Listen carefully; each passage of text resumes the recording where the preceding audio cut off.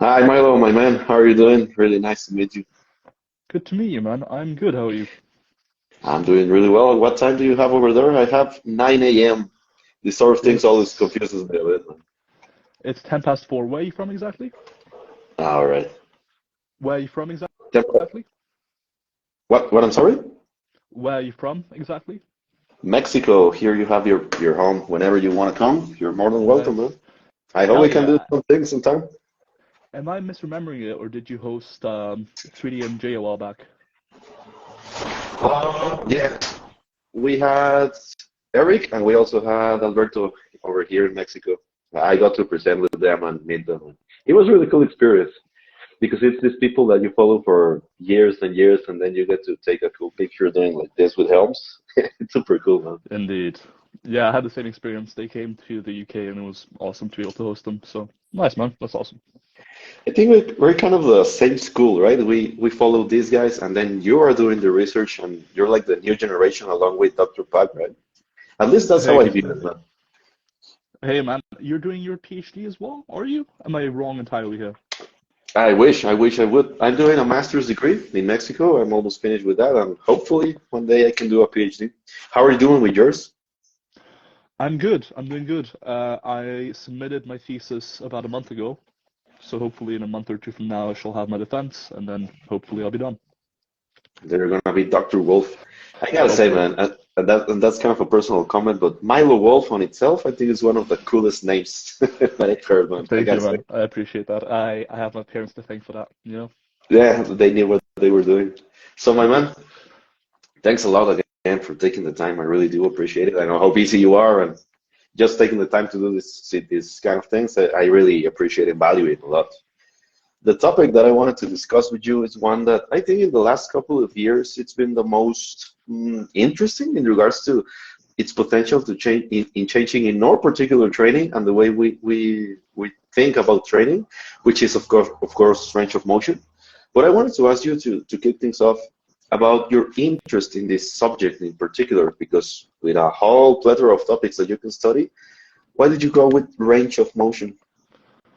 Sure, that's a good question. So I was finishing up my undergraduate degree in the UK in sports science, and I was considering my next steps. At the time, I was actually working with Renaissance periodization a little bit, and that's actually around the time I think they started Team 4 ROM. Um, Around that time, there was a systematic review published about the effects of range of motion during resistance training on hypertrophy. And in my own training, having been following Renaissance periodization and Mike Israetel and all those people, it kind of seemed like a no-brainer to pick for range of motion when training, right? But equally, there wasn't a ton of data out there yet. And so I read the systematic review and realized there were only 6 studies on this topic. And there were specifically a lack of data in the upper body in females, and just overall, like, there wasn't that much data. And so when I was considering my next steps and saw the gaps in the literature and considered my personal interests, considering I was working for Renaissance periodization, I was training for bodybuilding, I was doing full range of motion in my own training, I thought, you know what, if I'm going to apply for a PhD anyways, let me pick something that I think there's some benefit to being studied, that I have a personal interest in, and that I think would be pretty cool to study. So that's why I went for range of motion in the end, as opposed to anything else. Um, it was kind of just neatly summarized by a recent systematic review back then, so it was kind of a very easy thing to study, I guess, or decide to study. It's kind of funny that you were working with RP strength and study range of motion. Ironic on itself, man. I think you're referring to the Schoenfeldman analysis, right? The one, I think it's 2017, something like that. No, so it was 2020. It was Oh, by right, Schoenfeld and Gurgic, and it wasn't a right, right, man. meta-analysis. It was only a systematic review, which kind of added to the lack of data, in that there wasn't a quantitative analysis performed on the data that existed. So I thought it would be worth doing as well. And that's pretty interesting because kind of the topic of training to failure, I think we need to start with the definition of what is exactly range of motion. What are we talking about? Because let's think of a Romanian deadlift.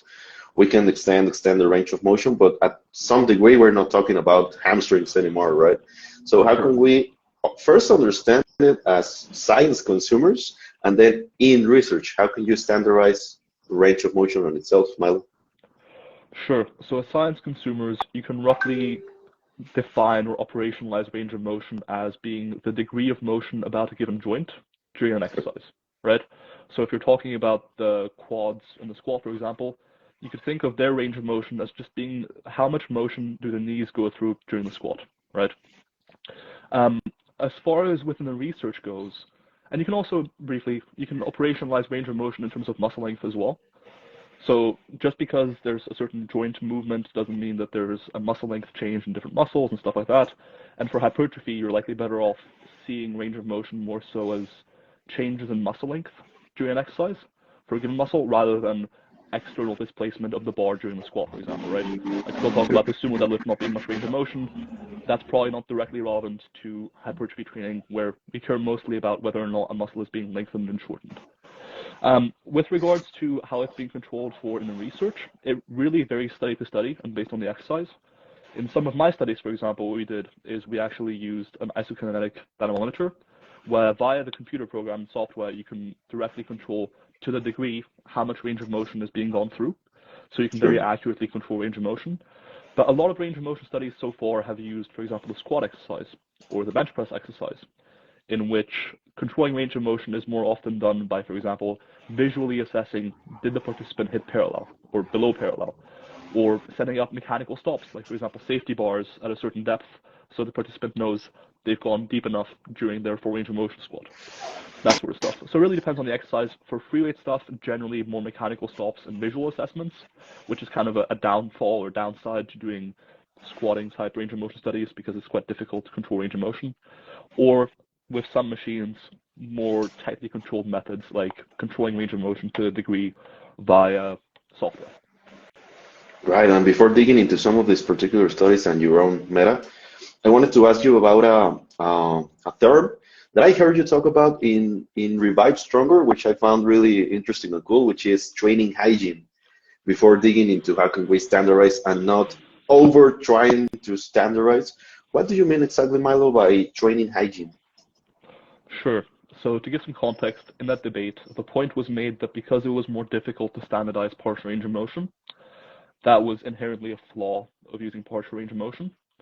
Now, ultimately, if we think that we're lifting weights to grow muscle, which I think is what we're doing here, it is only a flaw insofar as it impedes our ability to grow muscle, right?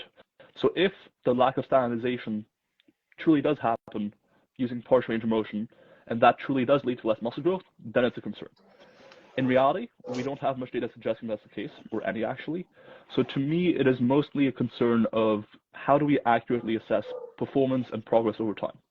So what I mean by training hygiene is we want to facilitate being able to track, assess performance over time to establish whether or not what we're doing is working. Just working, and also is it working more or less than what we were doing before. So for example, let's say you've changed your range of motion, or you changed your volume, or you changed your exercise selection. The way you determine whether or not it's working is by trying to minimize noise involved and trying to hold as many variables as possible static. And so it doesn't, like, whether your range of motion is exactly the same week to week doesn't really influence whether or not you're growing muscle or more muscle, but it does influence whether or not you're able to assess whether you've made progress or not. So it's more of a training hygiene component than something that's going to directly contribute or take away from the stimulus you acquire from a session. Right, that's pretty cool, and that's pretty important that you mentioned that, because I think there's a sort of a trend to try to over standardize each repetition like we're some sort of robot, and if you don't complete certain degree of the repetition, then it's a no repetition, which I think it's interesting itself interesting on itself. I'm sorry that we think about these things in our particular training and in our clients, but we can easily fall into the trap of going from here to here, right? And maybe the answer usually lies in between. For sure. I think that with the rise of evidence-based fitness and with some personality types almost within evidence-based fitness, I think you can very much fall into the idea that there's a lot of benefit to making everything super consistent and super standardized and super machine-like you mentioned, when in reality, once you've got the big things in place, you very much run into diminishing returns, and it's unclear whether you even gain anything at one point or whether you're just putting yourself through more stress and more work for not much extra benefit, if any. So it's just something worth considering whether or not you really need to standardize everything all the time, or whether as long as you have the big things in place, there potentially may not be any additional benefit to standardizing even more. Totally, man. I wanted to ask you about some of the studies that have been directly studying partial ranges of motion, and what can we bring from those home. For instance, I have right here the Casiano one, which is 2023 for the gastrocnemius. I wanted to ask you about some of these studies because I know they can differ between how they measure hypertrophy, the characteristics of the subjects. So overall in the literature, with you doing a meta-analysis, what have you found that is particularly perhaps confusing and that can help us understand better this literature, this body of evidence? Sure. So I think the reason why some people nowadays are confused about range of motion and hypertrophy all comes down to how you viewed range of motion before versus now. So as I mentioned, back in 2020, there was a systematic review performed by Schoenfeld and Gurgic looking at the relationship between range of motion and hypertrophy. In that systematic review, all they did was simply dichotomize range of motion as being either a full range of motion, or as much range of motion as possible generally, or a pretty long range of motion, or a partial range of motion, which is anything less than a full range of motion. Now, when you dichotomize range of motion these ways, what you see generally is that there's not really a difference in hypertrophy between those two approaches. The reason for that, in all likelihood, with all data we have now, is that it doesn't account for one important variable, and that's muscle length, right? So it seems like the range of motion you go through doesn't matter as much as the muscle lengths you train through. Specifically, it seems like when you, for example, break full range of motion and partial range of motion down a bit further, and look at partial range of motion, for example, as either training a muscle group at longer or shorter average muscle lengths than full range of motion, there's a better picture that emerges. So what I'm talking about is, let's say you're doing a full range of motion curl, right? You go from full elbow extension, I'm not sure if you can see that, to full elbow flexion. And so the average muscle length being trained for the elbow flexors might be somewhere around the midpoint, right? So that's like a pretty moderate muscle length being trained on average. Now, if you were to do partials from full extension to halfway up, the average muscle length being trained would be considerably longer, right? Whereas if you were to do half reps from halfway up to all the way up, the average muscle length being trained in that case would be considerably shorter than if you were doing full range of motion repetitions. So actually, the range of motion you go through can really influence the average muscle length being trained. So when you look at partial range of motion and dichotomize that as either being done at longer or shorter muscle lengths than a full range of motion, you see that range of motion primarily influences hypertrophy through manipulating muscle length. And when partial reps are done at longer muscle lengths than a full range of motion would be done, you see that greater hypertrophy you see. So whereas when partial repetitions are performed at shorter average muscle lengths, you see that there's less hypertrophy. So it's kind of a general trend of the shorter the muscle length you're training on average, the less hypertrophy you see. And that's likely why in some new research, there's now 4 studies comparing lengthened partials to a full range of motion for hypertrophy. You see that in some studies, or in these studies consistently actually, lengthened partials outperform full range of motion for hypertrophy. And so it's likely just the fact that, because you're training at longer muscle lengths, you see more hypertrophy. And that's why beforehand, when you just compared full range of motion to partial range of motion, a lot of partial range of motion studies had the partial range of motion group train at shorter average muscle lengths. And that's what was creating this comparison of full range of motion tends to outperform partial range of motion, because it's generally compared to short muscle length partials. But when full range of motion is compared to long muscle length partials, you do see that long muscle length partials generally have the same effect on hypertrophy as full range of motion, or a slightly better effect, so grow more muscle. Totally, and I can think of one study for the hamstrings. It's not a comparison between ranges of motion. It was more so about training with a hip flexion and a hip extension, seated versus lying down. So what they found, I'm sure you know about the study, they found that the seated version, the one with the hip flexion, led to more growth, which I think could be thought about of muscle lengths, because of course there was a longer muscle length. What I wanted to ask you is, do you think this is the case for each and every muscle group? And maybe we can think about this as a way to get more hypertrophy, let's say in the proximal distal region, which could be of some interest for a really advanced bodybuilder? Sure. That's a really good question. The answer is we don't fully know yet, but I do suspect it's a generalizable principle whereby most, if not all, muscle groups do benefit from lower muscle length training. Now, we have evidence comparing shorter muscle length training to longer muscle length training in quite a few muscle groups now. As you mentioned, we have that leg curl study, for example, where you mentioned the hamstrings, but they didn't just look at the hamstrings. They also looked at the sartorius muscle and the gracilis muscle. Those two muscles are hip flexors, and so when you compare a seated leg curl to a lying leg curl, they're actually longer in the lying leg curl. And indeed, because in general it seems like lower muscle length training is good for hypertrophy, they grew more in the lying leg curl condition versus the seated leg curl condition. That's one study, right? And that's data on the hamstrings, on the gracilis, on the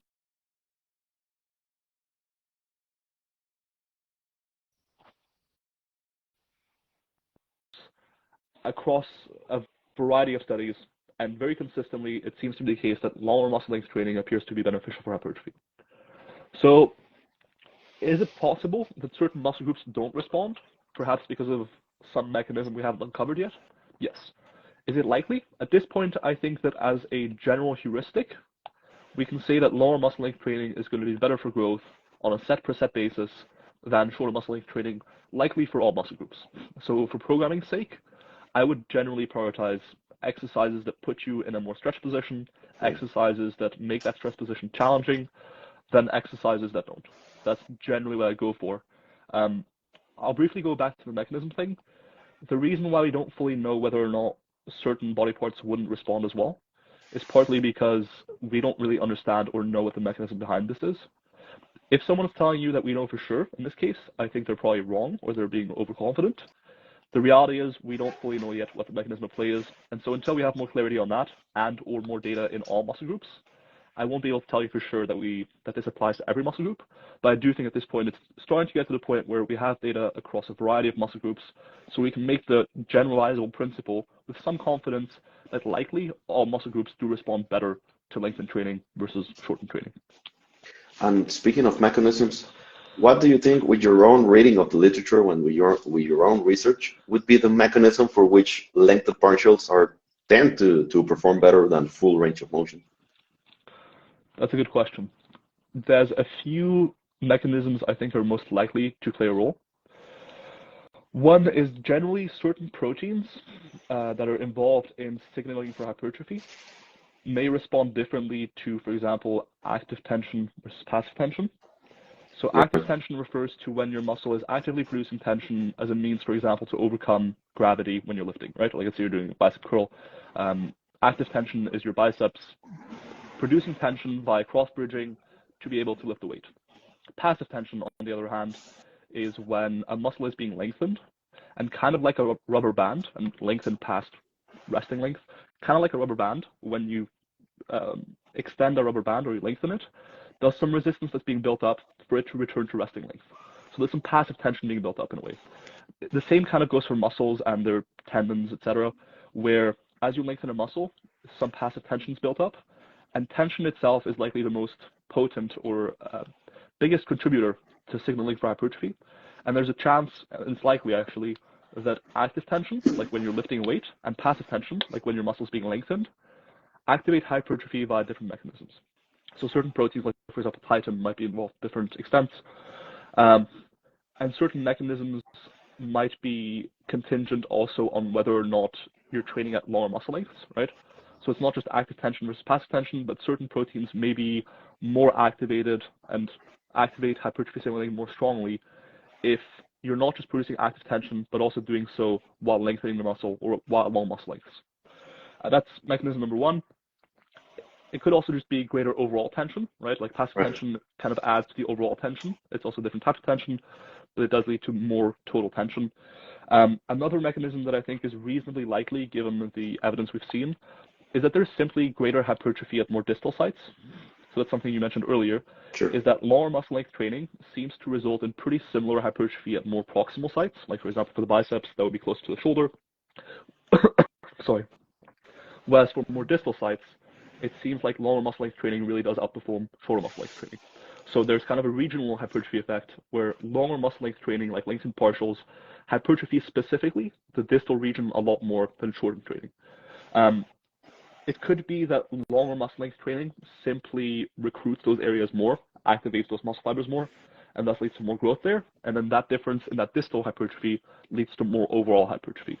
I think that's a reasonably likely explanation as well. And that's kind of it's the most straightforward in a way, because we do have some link between activation and hypertrophy.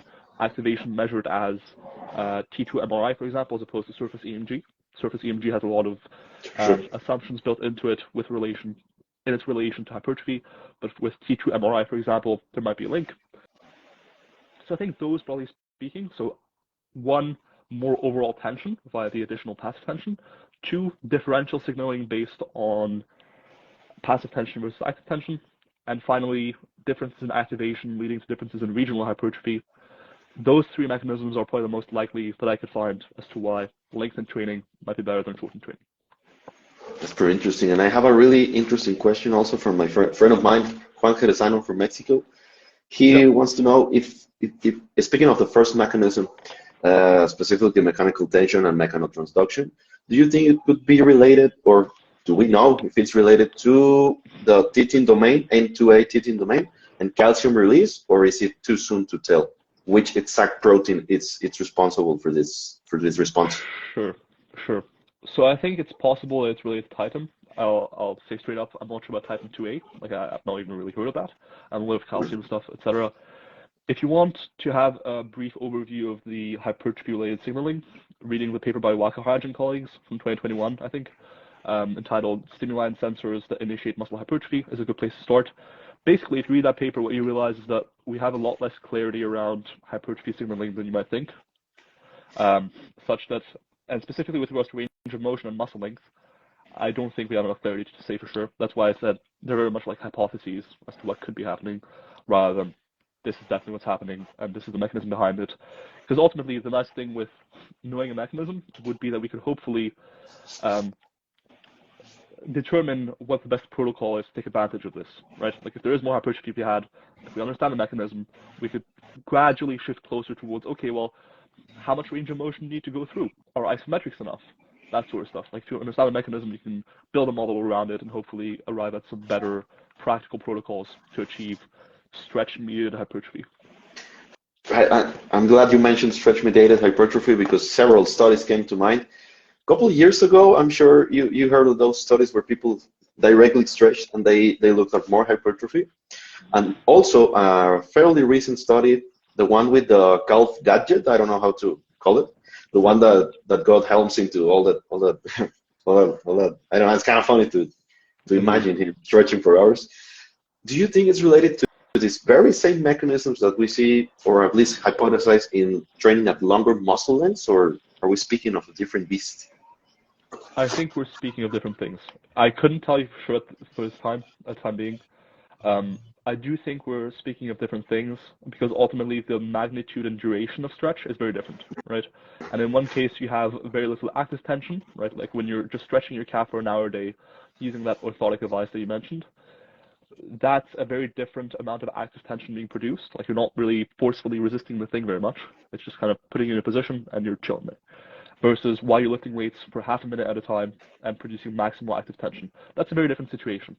So I'd say that we're dealing with different mechanisms, and that's kind of why some people, and myself included, have taken issue with the idea that, you know, when you're lifting at lower muscle lengths, like when you're doing lengthened partials, that's stretch-mediated hypertrophy. You would get the same hypertrophy from just stretching. In reality, you don't see the same hypertrophy from just stretching. And I think it may, to an extent, and I'm not saying this is the whole thing, it may somewhat come down to, in these studies when they're stretching for an hour a day, for example, and you see hypertrophy, it may just come down to the idea that when you're untrained, you see pretty robust hypertrophy in untrained people when just doing cardio, for example. Like, you can see pretty robust hypertrophy in relatively untrained people using a lot of protocols that just make them train in some capacity. Whether that's stretching, whether that's doing cardio, whether that's lifting weights. You can see hypertrophy outcomes that are better than control groups with a lot of stuff in untrained people. And so, for example, the Warnicki study that you just mentioned, where Eric Helms was using the orthotic device, in that study they had participants stretch for an hour a day for 6 weeks straight at a pretty moderate to high intensity. I want to say 6 to 8 out of 10 if I recall correctly. But this was in recreationally active athletes, not exactly in lifters that have been training their calves for 10 years. So I'm not sure if I necessarily expect to see much additional hypertrophy in people who've been training their calves consistently, for example, in that design, versus say, and ultimately it also comes down to like additional workload, right? If you're doing an additional hour of stretching your calves per day, it's difficult to say that it is down to the actual stretching for an hour a day versus just the additional volume that you're imposing upon your calves. Could you have gotten the same hypertrophy or greater hypertrophy just doing 2 sets of calves a day? I don't know. Maybe even better hypertrophy, right? That's difficult to say, and I think we are dealing to some extent with similar underlying mechanisms a little bit, because ultimately both of them involve being at lower muscle length, etc., and that's going to contribute to some extent towards the overall hypertrophy. But because of the differences in duration of stretch and intensity of stretch, and the differences in active tension being produced in those scenarios, I do think we're dealing with different phenomenons to an extent that require separate investigation, and I wouldn't just assume that one is exactly the same situation as the other. Totally, man. And returning a little bit before digging into your meta-analysis, I wanted to ask you about this new study comparing squats versus hip thrust for glute growth. And dig a little bit into, do you think the reason, I haven't read the complete study, just a hands up. Do you think the reason why the growth in the glutes, it's pretty much, if I recall correctly, the same, is because it's passive tension in the case of hip thrust, and I mean in the squats, and then active tension in the case of hip thrust? Do you think that's the reason why the growth at least seems to be the same, and why some people use this study to criticize the authors? Because it's a really contentious topic. Okay. Yeah, I know it's a mouthful. Yeah, if you're gonna criticize authors like very heavily, I saw some of this online. If you're gonna like accuse the authors of fraud just because their own personal opinion doesn't agree with the study's findings, maybe reconsider your bias or your general stance on science and how you interact with other people. So what I'd say is that ultimately it's one study. Like, I actually had a discussion with the study's lead author for a few hours, and he's a really cool guy, Daniel Plotkin. I think the study was run well. It wasn't really about shorter versus longer muscle lengths. Ultimately, there's a lot of confounders involved. Like, for example, in one case, you're dealing with pure hip extension. Well, not pure hip extension, but mostly hip extension in the case of the hip thrust, right? Like, yes, your quads are going to be involved. Yes, your hamstrings are going to be a little involved.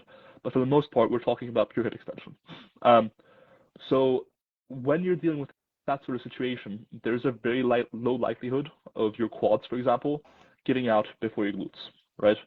So it's possible that just because in the hip thrust, the glutes are pushed closer to failure than in the squat, we're not really talking about comparing a shorter muscle length training to longer muscle length training.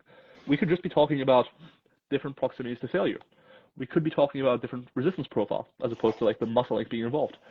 Like, there's a lot of things going on with different exercises in a relatively, untrained population. There's a lot of confounders that could be at play. Another thing is like the depth to which the squats are performed very much matters, and they were squatting reasonably deep. But one thing that is contentious, for example, is how close to failure they were really pushing. If you've ever trained beginners, you'll probably notice that they don't enjoy pushing themselves close to failure on squats usually. Like, failing a squat is not a fun experience. Failing a hip thrust, you can't just put it back down. Yeah. So if both groups were theoretically trained to volitional failure, there's the potential that the squat group was training slightly further from true failure than the hip thrust group. And based on some recent data on training to failure for hypertrophy, for example, that alone could explain the results.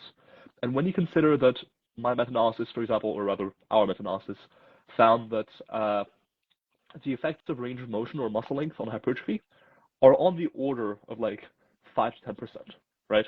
It's not a big difference. And so if we're talking about a difference of 5 to 10% versus a difference that's like twofold or up to twofold for hypertrophy, for how close to failure you train, I'm not sure I can make a strong inference as to whether like the squat is a better or worse exercise for glute hypertrophy because it's at long or short muscle lengths than the hip thrust. Like, that's one small variable involved amongst many more influential variables, all of which could explain the results. So I don't think too much of that study in terms of answering the muscle length question in the glutes. It's ultimately also only one study. I think what it does show, with some confidence, again, it's only one study, so even with this finding, it could be a bit more, it has to be a bit more reserved, is that the hip thrust grows the glutes, the squat grows the glutes. However, the hip thrust doesn't grow the quads as much as the squat, and it doesn't grow the adductors as much. So if you want overall leg growth, the squat is probably a better option. If you just want glute growth with less or minimal quad and adductor hypertrophy, you probably want to go for the hip thrust. I think those are the biggest takeaways from that study.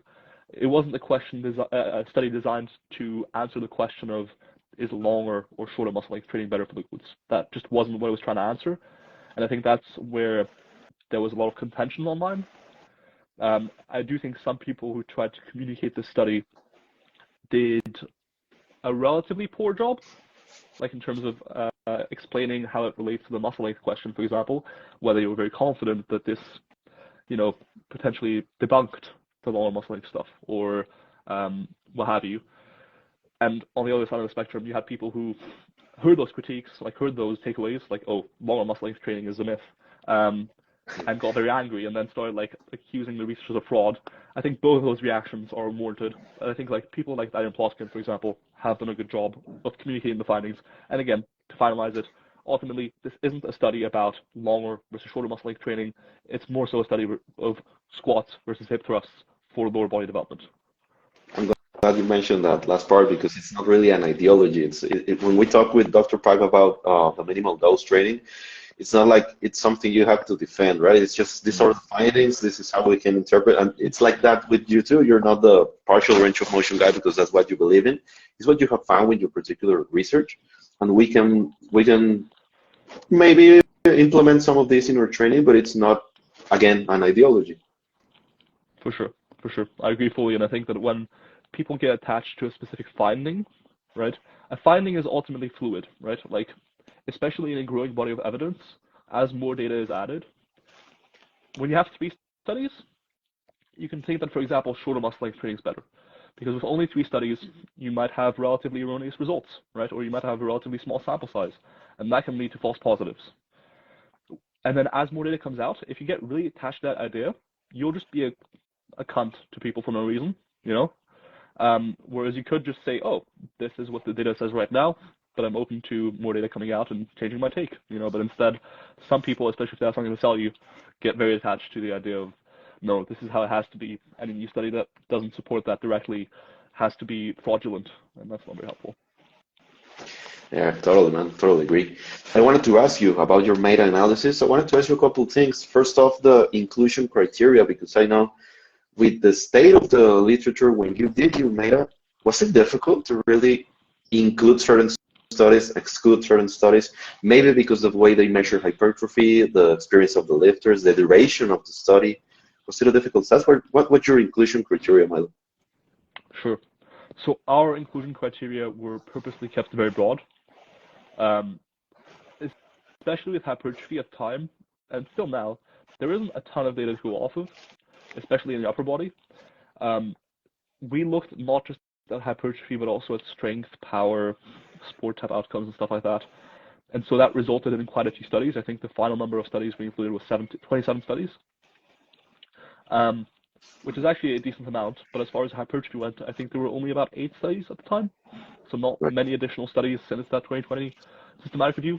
Now, since then, there's been one new study comparing full range of motion to partial range of motion. Now, it was a bit difficult to find enough data to really draw confident conclusions, right? So for example, if you look at the subgroup analysis comparing a full range of motion to lengthened partials for hypertrophy, what you'll see is that there wasn't a ton of data. To inform that analysis, right? Ultimately, we have only 4 studies on that now, and at the time I think there were 3 only. So we're talking about 3 studies, and that's where other evidence came in handy. For example, there are now 8 or 9 studies comparing partial range of motion at different muscle lengths, right? So even though we couldn't include that directly into meta-analysis, because the meta-analysis had the inclusion criteria of only comparisons of full range of motion to partial range of motion, we couldn't include studies that compared partial range of motion at different muscle lengths, for example. And so even though we didn't have much data in the actual meta-analysis, we were able to discuss the findings of meta-analysis in light of other data that kind of supported or refuted it. So you mentioned that whether or not we included inclusion criteria for example, trained versus untrained or recreationally trained and what have you. We did. We didn't have any inclusion criteria or exclusion criteria, but we did perform some subgroup analyses to see whether or not the results differed when we only looked at untrained, recreationally trained, recreationally active. And briefly speaking, like, there were no differences. So it's not something I would worry about as far as that goes. But ultimately, when you view the findings of meta-analyses in light of other bodies of evidence, like for example, partial range of motion at different muscle lengths, isometric contractions at different muscle lengths, the two findings that are most notable, number one, generally, as you train at lower muscle lengths, you see more hypertrophy. Number two, performance adaptations, like for example, strength improvements, are range of motion specific, which means if you're a powerlifter or if you're a weightlifter, you should mostly train in the range of motion that's specific to your sport, right? And then finally, the broader finding was just that range of motion doesn't play a huge role in any of this, right?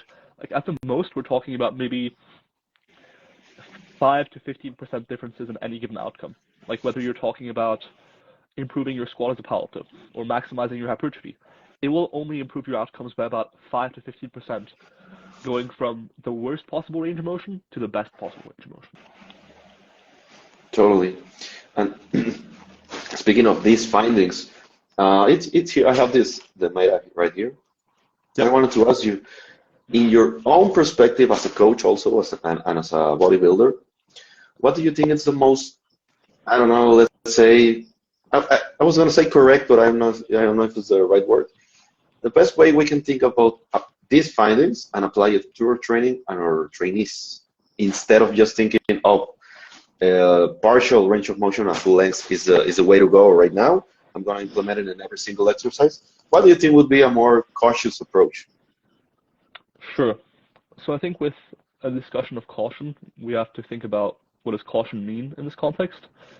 I think generally, like we're not talking about life and death here, right? What we're talking about potentially. Well, my mind was about gain, so it's pretty true. I agree. It's a serious business. I agree. But equally, what I want to make clear on that front is if we're talking about gains, no study comparing lengthened partials to full range of motion has shown better hypertrophy with full range of motion. So even if you were to switch everything and you're like, fuck this caution bullshit, I'm just going to do lengthened partials everything, there's a good chance, at the very worst, you wouldn't see any detriment. So you're not losing anything. There's no risk in a way, right? What I will say is if you want to experiment with lengthened emphasis training, that can take a lot of different shapes and forms. You could, for example, just do more exercises that are hard in a lengthened position.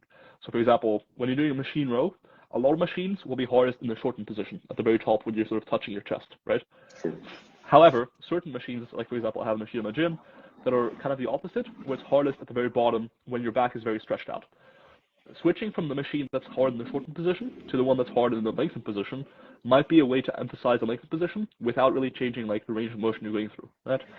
So that's an option. Generally picking exercises that are more so biased to lengthened position, like for example, if you're doing a cable pullover, switching to a dumbbell pullover, where by definition you're doing half the range of motion in the lengthened position. That can be a really easy way to emphasize it.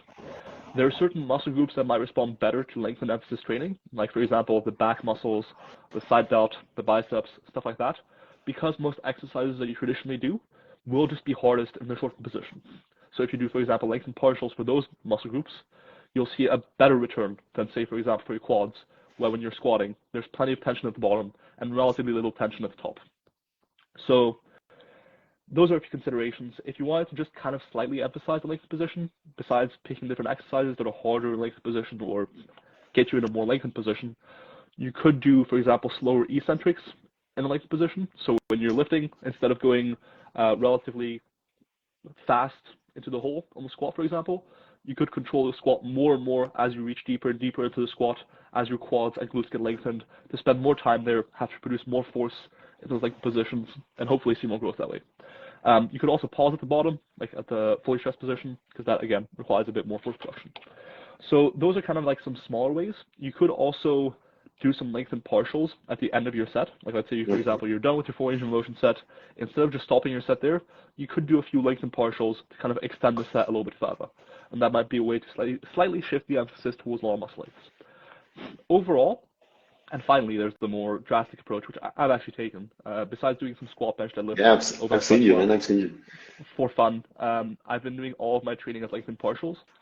I will say if you want to do length and partials, generally aim for about quarter to half reps on most exercises, closer to half reps probably. Try to standardize it as best you can. Like you'll be able to standardize it, for example, for rows by pulling to your knee and then coming back down. And I will say if you switch from doing only full range of motion to doing only length and partials, make the shift relatively gradually. You don't want to go from doing all full range of motion to all length and partials in one go. If there's one thing, like from the research we have and from like the soreness perspective as well, from the research we have on injuries and from a soreness perspective, gradually shifting from full range of motion training to length and partials over the course of say 1 month, 3 months, that sort of time frame is a better approach than just going from one day to the next. Okay, I'm going to do all my training as length and partials now, get really, really sore, and potentially, this is an area where I'm an expert by any means, and potentially have a slightly higher risk of injury versus doing it more gradually. So That's pretty cool. Something came to my mind, which is Ronnie Coleman back in his heyday, training with what was called back then constant tension, and he actually kind of did some sort of this training. Do you think this idea kind of, I don't know how to phrase this, man. He had something going on there, let's just say it. I know it's like a really big step, but it just came to my mind. It could be. In all likelihood, no. So the way I'm coming at this is we now have 2 studies looking at constant tension, quote unquote. So constant tension is where you don't do the lockout portion or the very short muscle length portion, and you don't get a full stretch either, right? Like you kind of just train in the middle of the range of motion. So you're doing partial repetitions, but in the middle of the full range of motion. We now have 2 studies looking at this. One was in the triceps by Goto and colleagues. I always get too mixed up, that's why I was pausing for a second. By Goto and colleagues, and essentially comparing a full range of motion to constant tension skull crushers. And it seemed like in that study specifically, doing the constant tension training probably helped with hypertrophy. Now, what's important to keep in mind in that study is that it's often interpreted as being constant tension, but actually, if you look at the ranges of motion involved, the constant tension group was actually kind of doing length and partials. It was definitely more of a length and partial than like a constant tension rep, in my view at least. And then the second study on this topic was actually performed by me, hasn't been published yet. It's in calves in a within subject design, looking at either one leg doing full range of motion calf raises and the other leg doing half reps, constant tension essentially, in the middle. So avoiding lockout, avoiding the full stretch. And so it was a very controlled study design in the sense that it was within subject, which means pretty high power. It should be a pretty strong study in terms of telling us what's going on. Is constant tension training something good? And the reason I designed it that way is actually to look at whether or not range of motion itself, when muscle length is being equated for, right? Like if you're training through the middle of the rep versus a full range of motion, the average muscle length being trained should be the same. So that's kind of the question I was trying to answer. It looks like when you're doing just constant tension training, like constant tension half reps, there's no actual benefit in terms of hypertrophy. We didn't see any differences in hypertrophy between the 2 groups. So with the emerging picture that muscle length is the main thing happening when you're changing range of motion, and that's what influences hypertrophy, constant tension doesn't change the average muscle length being trained. And so my hunch going into it would be there's no differences, and the data we have overall to me suggests, yeah, there's probably no difference. Pretty cool, man. And just to finish up, you already mentioned it, but I wanted to ask you about the future direction of your research. Are you gonna dig a little bit deeper into length and partials? Because at this point we have, well, I think it's sufficient evidence to at least give it a try, or at least implement some of these strategies, not exactly partial ranges, but emphasis on the length and portion. What is the future research leading for you? And also maybe just another brief takeaway we can have from all this topic, Milo, just to make it brief and not abuse of your time. For sure. So with regards to my own research, we're actually currently conducting data collection for a study comparing full range of motion to length and partials in the upper body. Specifically, this is a pretty big study. We're conducting it across 5 sites, 2 in the UK, 1 in Greece, 1 in New Zealand, with Eric Helms actually taking part, well not taking part, running the study, and then 1 in the US in South Florida. So we have 5 universities taking part, trying to get a lot of participants into the study, comparing length and partials to a full range of motion over the course of the whole training program. So, 3 days in the gym per week, training the biceps, the triceps, the front delts, the side delts, the rear delts, back, chest, like every muscle group, kind of the same way you would in the gym, to see whether or not the results we have comparing full range of motion to partial range of motion on single exercises apply to a full program across a lot of muscle groups with a lot of different exercises, different rep ranges, in trained lifters, people who've been training for at least 3 years, kind of seeing whether or not this length and partial research does actually generalize to what we do in the gym. Because that's a big question, right? Like, we have some studies showing that length and partial is good for hypertrophy, but whether or not that applies to more trained lifters in the context of a whole program with different exercises, etc., that we don't know. So that's actually a study we're running right now. So if you live anywhere close to, well, in the UK pretty much, if you live somewhere close to Auckland in New Zealand, if you live somewhere close to Athens in Greece, or somewhere in Florida in the US, you can take part. All you need to do is come to the lab twice before the training intervention, like the training program, twice afterwards, and then for 8 weeks, you'd just be training on your own in the gym with a program we give you and receiving feedback on your videos as far as range of motion you use, the effort, etc. So if you want to take part, reach out to me and I'll be happy to hook you up. In general, I'm interested in more range of motion research down the line, but also kind of broadening my scope a little bit. I enjoy this range of motion stuff as much as the next person, but after 3 years of reading and speaking about it, eventually it gets a bit much. You know. And getting asking you to talk about partial ranges of motion. Right? Indeed. Hey, man, at some point, sorry, man. It's okay. It's okay. I've kind of, for some people, I think I've become kind of like a controversial figure in a way, because for real. The pattern was like, oh, for range of motion's best, and then all of a sudden, like, some people started talking about partial range of motion. I was one of them, so I think that's kind of what it is. And I think if you do a PhD, which I think you will probably, you'll find out that when you do a PhD, like, all everyone ever speaks to you about is your topic. Like, that's the thing. Until you graduate, that's the thing. With regards to your takeaway, if you're training for performance, like as a powerlifter, as a weightlifter, or just strength gains, mostly just train in the range of motion of your lift that you're trying to get stronger at, right? Like for the powerlifting squat, for example, mostly squat to depth. Don't do too many half squats or too many full range of motion squats. There may actually be a slight benefit of doing some partial range of motion training, but mostly stick to your specific range of motion, right? For hypertrophy, generally training at lower muscle lengths is a good thing, right? So potentially experiment with some length and partials, especially for your back training, side delt training, bicep training. And you could use certain other tweaks, like, for example, pausing in the stress position, controlling the eccentric more in stress position, picking exercises that are harder in that stress position, and that sort of stuff. Those are the general takeaways I would give. And finally, with hypertrophy, we're talking about like a 5 to 15% difference in hypertrophy. We're not talking about something that's going to revolutionize your gains, but it is an appreciable difference and kind of like an edge for people who want to optimize their hypertrophy. I mean, if we have a slight edge, I think we all meatheads can appreciate it, man. We all can relate to that. For sure, man. So anyway, thanks for your research and for all your work you put out. Thanks for accepting to do this, man. I know, and it's funny you mentioned that you got a lot of people talking about this particular subject. Sometimes you kind of get like, oh, I can talk about other stuff, right? But thanks for taking the time, Milo. You have an open invitation for Mexico whenever you want to come. You're more than welcome. I hope we can do this. We can do something sometime down the line.